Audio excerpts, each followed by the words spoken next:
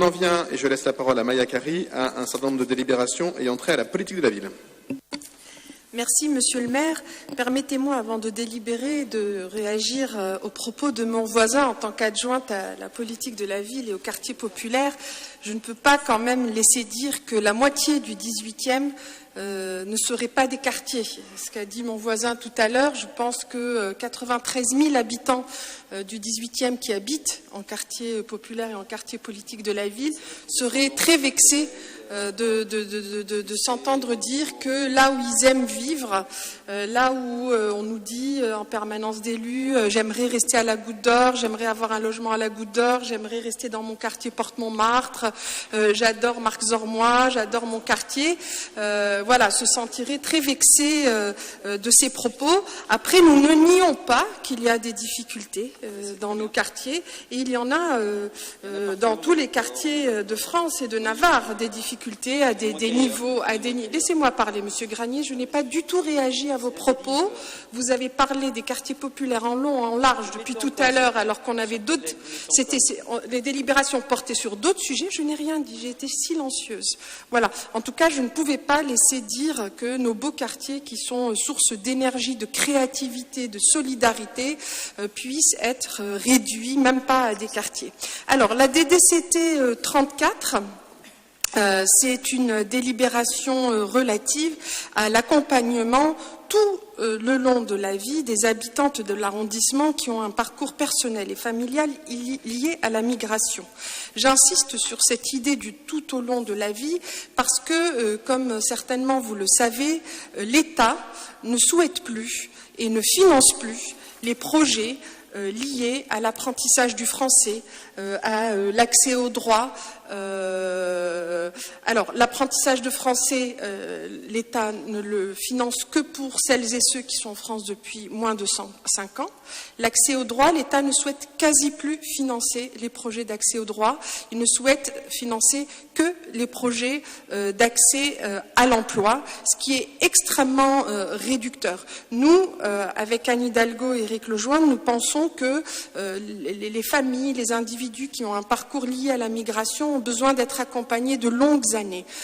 Vous prenez une mère de famille qui arrive en France et qui a un premier enfant, un deuxième enfant, un troisième enfant, eh bien, elle n'a pas le temps d'aller faire des cours de français, elle n'a pas le temps de s'occuper d'intégration, de créer des liens, d'aller au musée, etc. Et parfois, c'est 10 ans après être arrivé en France que ce parcours d'intégration se construit petit à petit. Donc, pour nous, il est extrêmement important d'accompagner ces femmes et ces hommes. Nous pensons également que accéder à la santé, pouvoir décoder les codes de l'école, nous savons que notre école en France est très codée, pouvoir accéder à ces droits élémentaires d'accès au logement, etc., c'est fondamental et on ne peut pas accéder à l'emploi, au travail, si on n'a pas d'abord ces accès-là. Ainsi, je vous demande de délibérer pour des subventions à des associations qui accompagnent toutes ces femmes, ces hommes, ces familles. Par exemple, Ayem Zemen, le café social, à hauteur de 20 000 €. SOS Casamance, avec ses permanences d'accès aux droits, d'initiation à l'usage du numérique et ses ateliers d'échange à hauteur de 1 000 €. Basiliade, qui accompagne au niveau socio-médico, psychologique, les publics primo-migrants à 3 500 €. La Maison Bleue, qui porte ce qu'on appelle dans notre jargon la rentrée partagée de la linguistique, et je tiens à cette occasion à saluer le travail de l'EDL. Je rappelle que l'apprentissage de français est la compétence de l'État, mais néanmoins, nous assumons nos responsabilités et nous finançons via des budgets de la ville ces compétences-là, par exemple ici à hauteur de 4 000 € pour pouvoir coordonner tout le travail des associations du 18e pour l'apprentissage du français. L'association L'Île aux Langues qui a mis en place des outils incroyables en termes de qualité professionnelle à l'usage des formateurs et des formatrices, et notamment ils ont développé une plateforme de ressources, donc à hauteur de 7 000 €, et puis Langue Plurielle, pareil, qui a développé des grandes compétences et qui met en place une application pour apprendre le français par son téléphone portable à hauteur de 40 000 €. Ensuite, des subventions pour des associations parisiennes qui, elles, accompagnent plus spécifiquement les primo-arrivants, ceux qui viennent d'arriver. Alors, l'association FTM pour l'accompagnement des résidents au sein des foyers de travailleurs et des résidences sociales, 12 000 €. Le CIEMI, 8 000 € et l'asso Trajectoire, 5 000 €. Ensuite, la DDCT 49. Alors, c'est le projet, donc citoyenneté, laïcité, valeurs de la République. C'était ce qu'on appelle les projets Charlie, parce qu'ils sont arrivés à l'issue des attentats Charlie. Au début, ça portait beaucoup sur toute cette question de laïcité, et maintenant, ça s'est élargi. Et je me souviens, les premiers, monsieur le maire, les premiers conseils d'arrondissement, une élue de notre droite, de l'échiquier politique, qui disait mais il n'y a pas assez de projets, c'est pas assez dynamique. Alors voilà, là maintenant, effectivement, il y a de très nombreux projets et je suis personnellement heureuse parce qu'avec toute l'équipe, nous avons travaillé notamment à ce que la question des discriminations, qui est une question assez taboue, difficilement abordable, que peu d'associations osaient aborder parce que ce sont des sujets compliqués. Vous verrez là, dans la délibération, que de nombreux assos se sont notamment saisis de ces sujets. Donc là, la subvention serait de 63 000 € pour le 18e, pour la DDCT SPV et 2 000 € pour la DPSP pour les assos AGO, ADAGE, Anime et compagnie, ATNT 18, la compagnie Résonance, Espoir 18, France Fraternité, GAEP, Home Sweet Mom, Compagnie des Réveillés, Île aux Langues, Oasis 18, RapTZ, rapporteuse et SOS Casamance. Et pour répondre à l'interpellation de M. Granier tout à l'heure, comme vous le savez, M. Granier, c'est vrai que cette délibération est tombée, comme dans notre jargon, très tard, mais il y a eu le confinement qui a beaucoup retardé le financement des projets, des associations. Et là, nous sommes au mois de septembre, de nombreux projets ont déjà eu lieu et les associations avaient vraiment besoin qu'on avance assez vite pour les soutenir. Voilà, mais ce sont de très beaux projets. La DDCT 51, donc c'est l'appel à projet parcours linguistique à visée pro, et là je vous demande de délibérer à hauteur de 18 000 € pour l'équipe, pour l'ENS Torcy, pour son projet tremplin linguistique des jeunes primo-arrivants vers l'emploi. Donc ça, c'est vraiment vers l'emploi. Ensuite, la DDCT 52, je vous demande de délibérer pour 15 000 € pour BGE Paris. C'était un projet qui était porté par Jean-Louis Misica et Colombe Rossel.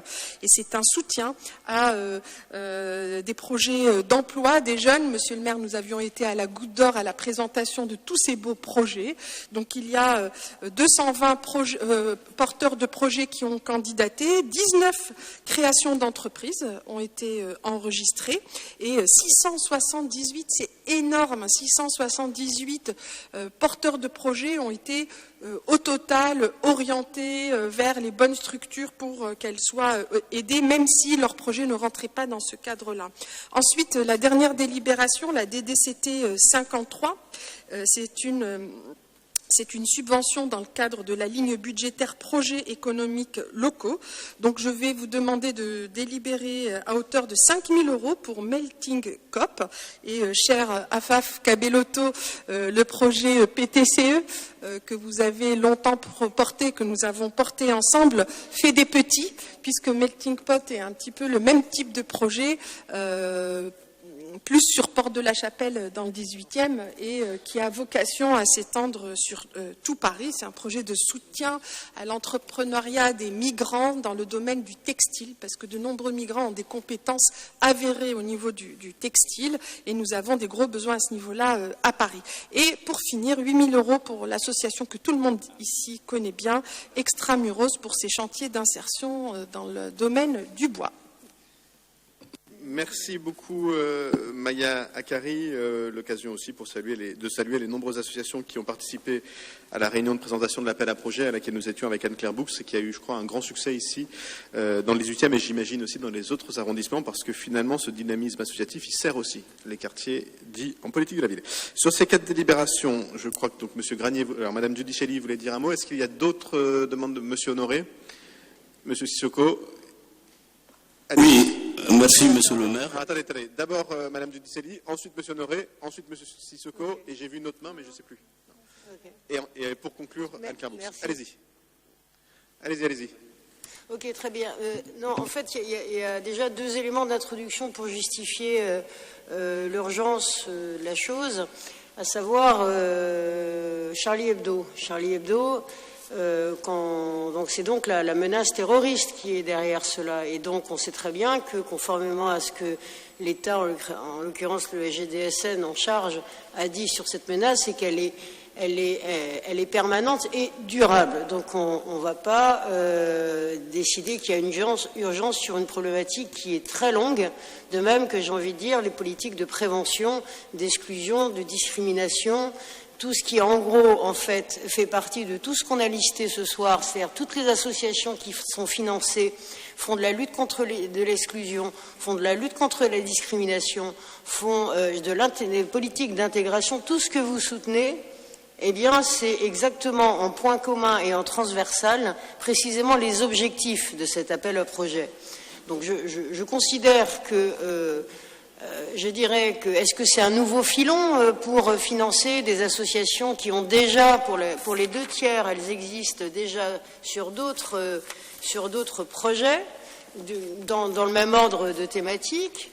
Donc on retrouve les mêmes associations qui, là, vont en plus bénéficier d'un nouveau financement parce qu'il y a un nouvel intitulé qui, en fait, renvoie exactement aux mêmes problématiques, c'est-à-dire faire en sorte que le fameux vivre ensemble dont on nous bassine comme le malaise des banlieues depuis autant d'années, le vivre ensemble, c'est toute la politique que nous soutenons en partie lorsqu'il s'agit de soutenir des associations qui font du travail de terrain dans le 18e.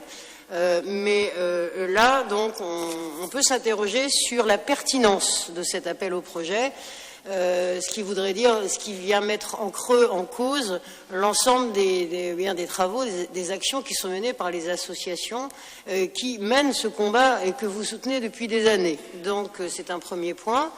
Deuxième point, c'est qu'effectivement, on peut aussi s'interroger sur une nouvelle venue, pour le coup, mais qui n'est pas si nouvelle. Je parle de France Fraternité, qui est une association qui est dirigée par l'ancien PDG de Terre d'Asile, Pierre-Henri, qui vient de claquer la porte de Terre d'Asile. Il avait d'ailleurs claqué la porte du Parti socialiste puisqu'il avait rejoint la liste de Cédric Villani lors des dernières municipales, lequel Cédric Villani s'est retiré du jeu et est définitivement fâché avec la Macronie. Donc est-ce que ça permet aussi, c'est une façon de réintégrer des traîtres, qui sont repentis.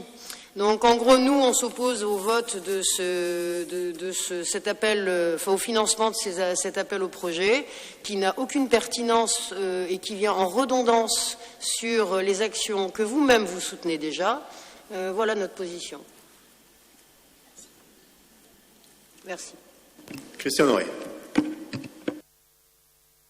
Oui, monsieur le maire. Nous allons voter ces délibérations de la même façon que nous avons voté toutes les autres subventions aux associations.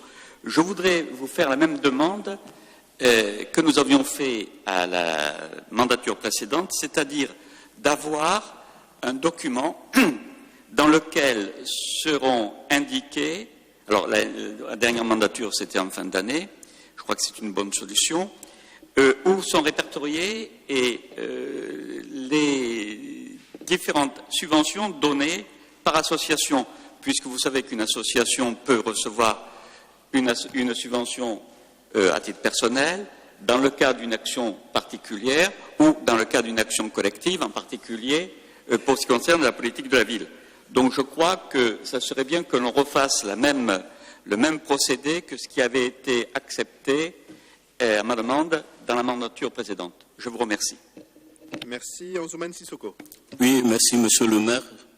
Je voulais juste apporter des témoignages à ce qu'a dit Maya par rapport à ces structures de DDCT. Alors moi, je suis en contact avec cette structure-là depuis très très longtemps et de souvenirs, même en 97, au moment de circulaire événement, tous les gens qui sont candidats à la régularisation et qui suivaient des cours de soutien scolaire à la DDCT n'ont pas eu de problème de régularisation à cette période-là. De souvenir, peut-être ici c'est la gauche, mais à Paris, je ne pense pas si c'est la gauche qui était au pouvoir à la ville de Paris. Et pour compléter, moi je connais aussi des camarades qui sont passés par ces structures aujourd'hui, qui ont des associations de formation en traducteur assermenté et qui travaillent aujourd'hui avec les services de l'État. Et beaucoup d'autres qui ont suivi, notamment des gens qui ont fait des formations, qui ont eu des brevets d'études professionnelles en restauration et en bâtiment. C'était pour compléter Maya parce qu'elle a mis en avant les familles. Mais moi qui est en contact avec beaucoup de célibataires, c'est une structure. En tout cas, moi je vous conseille de continuer à les soutenir. Merci. Merci beaucoup. Alors j'ai Pierre-Yves Bournazel, puis Anne-Claire Boux pour donner un élément, et puis ensuite Maya pour conclure. Merci, Monsieur le maire. Je vais intervenir puisque un débat a été lancé sur la question de la politique de la ville. Bien sûr qu'il faut évaluer le travail des associations, puisque c'est de l'argent public, et l'impact que peut avoir le travail de ces associations. C'est important, et je crois que chaque collectivité doit pouvoir le réaliser. Simplement, et ça, c'est mon expérience, modeste certes, mais une expérience quand même, heureusement qu'on a la politique de la ville et heureusement qu'on a les associations. Parce que dans des quartiers justement extrêmement en difficulté, qui concentrent les problèmes de chômage, d'exclusion et tant d'autres problèmes, s'il n'y avait pas les associations, s'il n'y avait pas ce maillage, s'il n'y avait pas cette proximité, la situation serait encore pire. Et donc, bien sûr qu'il faut soutenir les associations. Et un exemple a été donné, c'est celui de la langue. Pardonnez-moi, mais j'ai fait une tribune qui a été publiée par Marianne il y a quelques jours sur des fondamentaux, la langue française. La langue française, c'est un patrimoine, c'est une transmission, et il est important très tôt de pouvoir aider toutes les associations qui mènent le combat pour permettre à toutes celles et tous ceux qui peuvent avoir des difficultés ou toutes celles et tous ceux qui n'ont pas la maîtrise de la langue de pouvoir le faire le plus rapidement possible parce que c'est un élément structurant de l'intégration. Pas le seul, mais c'est un instrument majeur pour permettre l'intégration. Et donc c'est ces associations-là qui le font. On pourrait prendre un autre exemple sur le soutien scolaire. Il y a des associations qui font un travail formidable sur le soutien scolaire, des enfants qui ont moins de capital social, moins de capital culturel au départ. Il faut réformer l'école. Des choses sont faites sur les doublements de classes en zone d'éducation prioritaire renforcée et en zone d'éducation prioritaire, mais il faut aussi ces associations-là qui font du soutien scolaire pour permettre de donner plus à ceux qui ont moins au départ. C'est ça l'égalité des chances, c'est ça la promesse républicaine, et je pense que c'est important aussi de les soutenir en la matière, ce qui n'empêche pas d'évaluer le travail qui est fait par les associations, ça c'est bien normal. Merci beaucoup, Anne-Claire Boux. Oui, merci Monsieur le maire. Je voudrais revenir sur la procédure de cet appel à projet citoyenneté, laïcité, valeurs de la République, parce que, a priori, il y a quelques confusions. Donc, c'est un appel à projet qui a été lancé suite aux attentats de Charlie Hebdo, enfin non, suite aux attentats du Bataclan. Et donc, il est là depuis plusieurs années. Il est renouvelé tous les ans. Donc, c'est pas un dispositif supplémentaire qui vient pas en plus des actions habituelles. Non. C'est un suivi depuis plusieurs années, c'est un soutien aux associations sur des sujets qui, il me semble, vous sont assez chers. Et ils sont partagés également par cette majorité. Et par ailleurs, c'est des dossiers qui ont été déposés en octobre 2019. Donc ce n'est pas des subventions qui arrivent au lendemain des élections. C'est des dossiers qui ont été déposés à l'automne dernier, qui ont fait l'objet d'une instruction qui a été retardée par le Covid, qui aurait dû être présentée au conseil d'arrondissement du mois de juillet. Alors, certes, la délibération est arrivée un peu tard et je vous prie de nous en excuser. Ce n'est pas l'idéal pour que vous puissiez en effet étudier cette délibération, mais je me tiens à votre disposition si vous avez des questions. Cependant, il y a eu un gros travail réalisé par les services, par les collaborateurs pour que cette délibération puisse quand même passer au conseil d'arrondissement. Et je remercie Monsieur le maire d'avoir bien voulu l'accepter. Parce qu'en effet, ces associations qui ont, je le rappelle, déposé ces dossiers depuis quasiment 1 an, ne nous ont pas attendus pour travailler sur le terrain. Et heureusement, et d'ailleurs je voudrais saluer le travail qu'elles ont réalisé, puisque nos subventions vont arriver bien tard, elles ont tenu le coup, donc je les remercie. Je remercie aussi tous les collaborateurs et les services qui travaillent dur pour que ces conseils d'administration puissent se tenir, parfois tard, on ne s'en rend pas compte, pour en effet que les associations puissent avoir les subventions dans les temps. Et on est bien sûr très vigilant à pouvoir soutenir ces associations, puisque ça a été dit, la politique de la ville, il y a un gros soutien. Et sans ce soutien, on ne sait pas aujourd'hui quelle serait la situation. Il faut continuer, poursuivre et l'intensifier, bien entendu. Je vous remercie. Merci beaucoup. Pour conclure cet utile débat, quelques mots de Maya Akari, puis on va passer au vote. Merci, Monsieur le maire. Anne-Claire Boux vient de le dire, c'est un appel à projet. Et je crois que Madame Guiduchelli, c'est ça ? Guiduchelli, excusez-moi. En fait, il faut que vous sachiez que tout est extrêmement cadré par des textes. Par exemple, l'appel à projet politique de la ville, on ne pourrait pas financer dans ce cadre-là un philo Suite Môme, par exemple par l'association Home Suite Môme. Pourquoi ? Parce que l'appel à projet politique de la ville, c'est un pavé de 200 pages qui cadre de façon très stricte, parce que c'est de l'argent public et on ne fait pas n'importe quoi avec l'argent public, et qui dit il faut la priorité vers l'emploi, il faut que l'association justifie de combien de jeunes elle a mené vers l'emploi, il faut la priorité vers l'éducation, l'association doit justifier de combien jeunes collégiens, de quel collège, avec quel résultat après au brevet elle a pu soutenir, etc. Et cet appel à projet, dit Charlie, était un appel à projet plus large sur des questions plus sur les valeurs, moins, je dirais, matérialistes au sens, alors je suis de gauche, alors au sens marxiste du terme, c'est-à-dire avec des résultats tangibles, moins de chômage, une meilleure réussite à l'examen, etc. Et donc, c'est l'occasion de réfléchir à des choses de façon plus vaste. Avant, l'Église ou le syndicalisme ou le scoutisme apportaient ce type de réflexion. Maintenant, c'est vrai qu'il n'y a plus tant que ça de structures. Je ne suis pas catholique, hein, j'étais pas à l'Église, j'ai pas fait les scouts, mais voilà. Mais maintenant, on demande à ces structures de porter ce type de choses. Ensuite, franchement, détrompez-vous, on n'est pas du tout dans une logique associative. Bien au contraire, on essaie de diversifier le tissu associatif.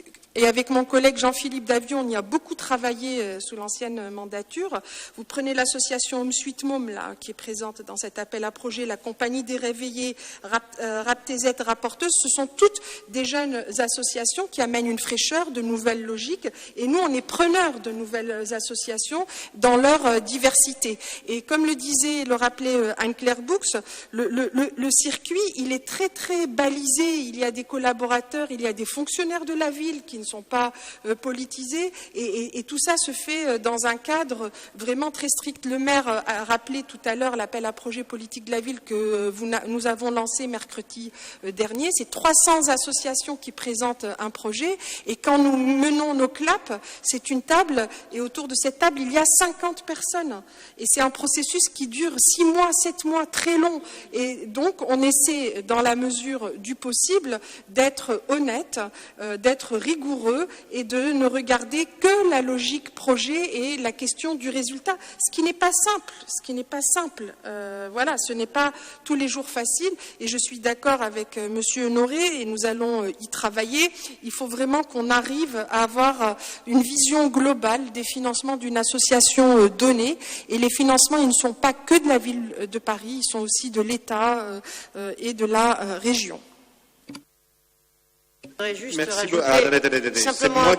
C'est moi qui donne la parole, donc si vous voulez prendre la parole, vous la demandez, mais vous ne la prenez pas de manière désorganisée. Ce n'est pas l'AG du MOVE ici, c'est un conseil d'arrondissement. Madame Giudicelli. Merci, monsieur le maire. Je dirais que d'une certaine façon, c'est toute la problématique. On la retrouve en micro et en gros macro, y compris. Je vois qu'à l'Union européenne, où les mêmes problématiques s'imposent à la taille d'un arrondissement. à savoir que tout doit rentrer dans des cases et ça doit probablement aussi expliquer pourquoi c'est toujours les mêmes associations, et on les retrouve ici, qui bénéficient des fonds de la politique de la ville et qui ont remporté ces appels au projet, parce qu'elles savent comment faire. Donc ce n'est pas forcément de l'air frais qui arrive. Ensuite, mon propos, c'était quoi? C'est de dire que ces thématiques-là, en fait, la première des sensibilisations à faire, c'est pas les faire au public de ces associations, c'est aux associations elles-mêmes. Parce que ces thématiques-là, elles sont transversales de toutes les politiques d'intégration, encore une fois, de non-discrimination, d'exclusion, tout ce que vous voulez. Donc, si les associations, elles mènent ce combat-là ailleurs et qu'elles vont mener ce même combat, en fait, elles devraient être dans leurs propos, quel que soit le sujet, l'emploi, la prévention, sur la discrimination, etc., elles devraient être pleines de ce discours républicain, de ce discours laïque, auquel, évidemment, nous sommes nous-mêmes inscrits. Donc c'est ça mon propos. Donc cette distinction qui est faite sur un volet appel à projet lié à un attentat terroriste, d'abord je trouve ça très malsain. Ensuite, ça devrait être complètement intégré à l'ensemble de la politique de prévention de la ville de Paris et donc de l'arrondissement du 18e. Merci. J'ai redonné la parole à Madame Giudicelli, donc je vais redonner la parole à Daniel Prémel et puis ensuite on passera au vote. Daniel Prémel. Très rapidement, parce que je voulais compléter quand même ce que disait Maya Akari en parlant quand même du mouvement de l'éducation populaire, et que là on est dans l'éducation populaire, c'est-à-dire effectivement, parce que c'est un mot on n'ose plus parler, on n'ose plus dire et définir, qui est bien effectivement de travailler sur les valeurs et sur l'émancipation de la personne pour qu'elle ait son propre regard, son propre jugement. Et c'est en ça que l'éducation populaire et le travail de ces associations va aller aussi. Donc je pense que nous ne sommes pas non plus contradictoires avec ce que vous voulez, je crois. C'est pas ça?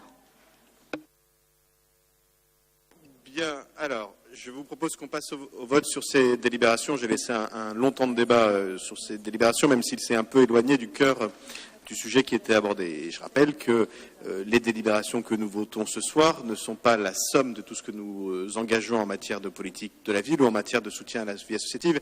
Et on ne peut pas regarder chacune des délibérations indépendamment de son contexte. Et bien sûr que sur beaucoup de sujets transversaux, on travaille et pas uniquement à partir de l'appel à projet. Et puis j'ai entendu avec un peu de surprise qu'il y avait plus trait à des insinuations qu'à des éléments précis sur le fait que nous soutiendrions telle ou telle association pour des raisons qui ne seraient pas valables. Je veux dire très clairement, c'est pas dans notre majorité, et ça fait longtemps qu'on est dans cette majorité dans le 18e, que par rapport à la vie associative, nous fonctionnons de cette manière. Et moi, j'ai jamais demandé à tel ou tel responsable associatif quelles étaient ses appréciations politiques. Et d'ailleurs, il y a une énorme liberté de parole ici dans le 18e de la part du mouvement associatif qui ne se retrouve pas forcément sur d'autres territoires, voire même d'autres arrondissements. Et donc là-dessus, je vais vous demander très clairement une deuxième fois de cesser avec ces insinuations, parce que si ce n'est pas le cas, je vous demanderai de donner des précisions. Et si vous donnez des éléments précis, on vous répondra précisément. Parce que s'il y a des éléments qui vous interpellent de cette nature-là, je préfère qu'on se les dise. Quelle association, pourquoi, et quels sont les éléments qui pourraient vous laisser imaginer que. Et je peux vous assurer que vous n'en trouverez pas une. D'ailleurs, quand on voit ce que disent à très juste raison, ou comment commente à très juste raison tel ou tel responsable associatif la politique de la municipalité, vous n'aurez pas vu telle ou telle structure se voir retirer des financements parce qu'ils n'auraient pas dit que du bien de la mairie. Des exemples non loin d'ici. Ça, c'est pas notre pratique à nous. Et donc, je propose de ne pas faire reposer sur nous les turpitudes des autres. C'est pas comme ça qu'on fonctionne. Et c'est pas comme ça qu'on fonctionne depuis 1995. Et moi, je suis prêt à aller à la comparaison avec d'autres équipes politiques. Mais vous ne m'attaquerez pas là-dessus. Personne ne m'attaquera là-dessus. Et si c'est à nouveau le cas, vous me donnerez des précisions. Et puis vous aurez expliqué pourquoi tel ou tel responsable associatif qui passe son temps à casser du sucre sur le dos de la mairie continue de voir ses projets financés. Et je vous répondrai pourquoi. Parce qu'il tape du sucre, sur le dos de la mairie, mais il fait des trucs bien. Et si vous voulez des exemples, j'en ai aussi. Donc moi, ces insinuations, je vous le redis, c'est la dernière fois. Et sinon, je vous laisserai la parole jusqu'à ce que vous me fassiez des démonstrations. Et quand on n'est pas capable de faire ce type de démonstration, on n'est pas dans l'insinuation. Parce que le débat politique, c'est pas à ce niveau-là. Ou alors si c'est ça, c'est pas comme ça qu'on a fonctionné dans le 18e arrondissement de Paris, et tant que je serai maire, c'est pas comme ça qu'on fonctionnera. En attendant, je vais donc mettre aux voix la DDCT 34, qui est pour? Qui est contre? Qui s'abstient? elle est adoptée. DDCT 49, qui est pour? Qui est contre? Qui s'abstient? Elle est adoptée. DDCT 51, qui est pour? Qui est contre? Qui s'abstient? Elle est adoptée. DDCT 52, qui est pour? Qui est contre? Qui s'abstient? Elle est adoptée. DDCT 53, qui est pour? Qui est contre? Qui s'abstient? Elle est adoptée. Je vous en remercie.